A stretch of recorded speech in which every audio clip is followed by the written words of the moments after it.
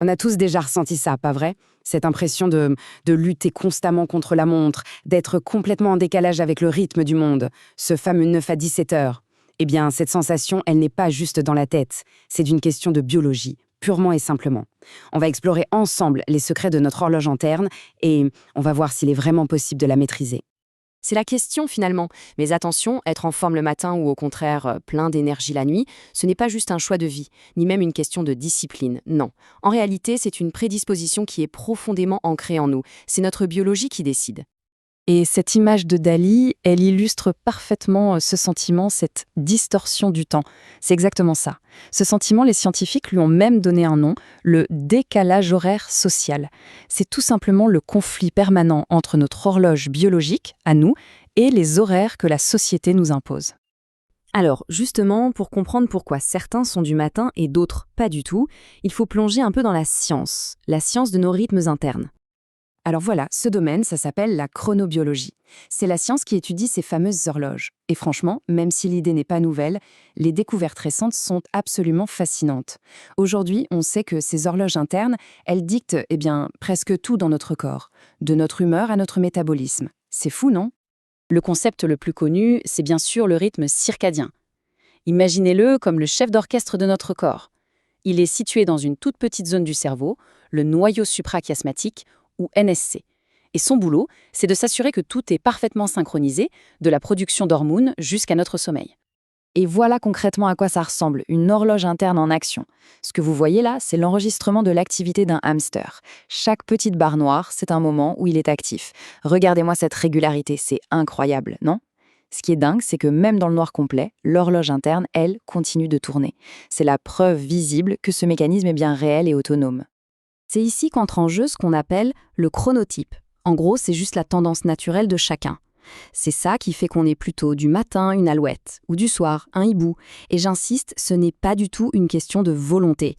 C'est une caractéristique biologique, un peu comme la couleur de nos yeux. Et ce qui est vraiment intéressant, c'est de voir à quel point les différences sont marquées noir sur blanc. Le pic de vigilance, la température du corps, la production de mélatonine, tout, absolument tout est décalé d'environ 2 heures. Donc, on le voit bien, ce n'est pas juste une préférence pour le café du matin ou du soir. Non, c'est un vrai décalage physiologique qui touche au fonctionnement même de notre corps.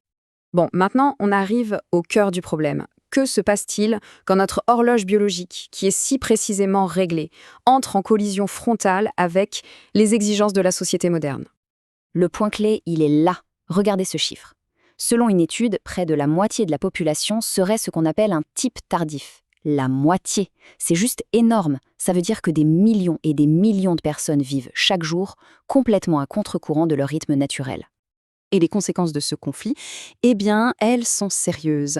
Comme le dit très bien cette citation, ce n'est pas juste une question d'être un peu fatigué le matin et d'avoir besoin d'un café de plus. Non, ce décalage horaire social a des impacts vraiment profonds sur la santé et le bien-être. Et les enjeux sont vraiment importants. Ce décalage chronique, ce n'est pas anodin du tout. Il est lié à quoi? À une moins bonne santé mentale, avec plus de dépression, plus de stress. Ça affecte aussi nos capacités, avec une performance qui est clairement moins bonne le matin, et cette sensation de somnolence permanente. Et pire encore, certaines études suggèrent que ça pourrait même augmenter les risques de problèmes de santé sur le long terme. Alors, la question c'est, qu'est-ce qu'on peut faire? Est-ce qu'on est condamné à vivre comme ça, en décalage? Heureusement, non. La recherche offre des pistes. On va donc passer du problème aux solutions en se basant sur une étude vraiment novatrice. Voilà la question centrale que les chercheurs se sont posée. Est-ce que c'est possible, oui ou non, de recaler son horloge interne sans médicaments, juste avec des méthodes simples et accessibles à tous? Et la réponse semble être oui. Une étude a mis en place un protocole sur 3 semaines basé sur des ajustements tout simples. Bien sûr, se lever et se coucher plus tôt, mais surtout, et c'est ça la clé, synchroniser des signaux externes. Concrètement, ça veut dire un maximum de lumière extérieure le matin, des repas à heure fixe et moins de lumière le soir. Finalement, que des changements de style de vie assez basiques. Et alors, les résultats ? Eh bien, ils sont tout simplement spectaculaires. Ils montrent à quel point le timing peut avoir un pouvoir incroyable sur notre biologie et notre bien-être. Le résultat le plus frappant, c'est celui-là. L'intervention a réussi à avancer l'horloge des participants de près de 2 heures. Et attention, ce n'est pas juste leur comportement qui a changé. L'heure de lever, l'heure de coucher, non, c'est leur biologie même qui s'est recalée. On le voit avec le pic de mélatonine. C'est une vraie resynchronisation de l'intérieur. Mais l'impact ne s'arrête pas là. Le bien-être mental s'est amélioré de façon spectaculaire. Les scores de dépression ont chuté de 58% et ceux de stress de 40%. C'est quand même la preuve tangible qu'aligner son mode de vie sur son horloge interne, ça a des effets ultra puissants sur la santé mentale. Ces courbes de performance sont vraiment très parlantes. Avant l'intervention, on a le profil typique du couche-tard. Regardez les courbes du bas. La performance, qu'elle soit mentale ou physique, est au plus bas le matin. Et puis ça grimpe pour atteindre un pic en soirée. Mais après, regardez la transformation sur les courbes du haut. C'est le jour et la nuit. La performance du matin a fait un bond spectaculaire. Le fameux creux du matin a quasiment disparu et le pic de performance s'est déplacé beaucoup plus tôt dans la journée. En clair, les participants sont devenus plus performants pile au moment où la société l'exige. Donc ce qu'il faut vraiment retenir de tout ça, c'est que c'est possible.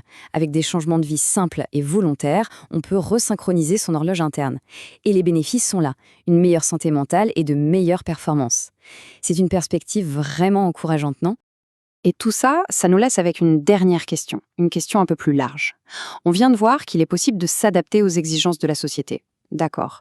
Mais si, comme on l'a vu, près de la moitié de la population a une horloge naturellement tardive, la question n'est peut-être pas seulement de savoir comment nous pouvons changer, mais aussi de se demander comment la société, elle, avec ses horaires de bureau et d'école si rigides, pourrait s'adapter à la diversité de nos horloges biologiques. C'est une vraie réflexion à avoir.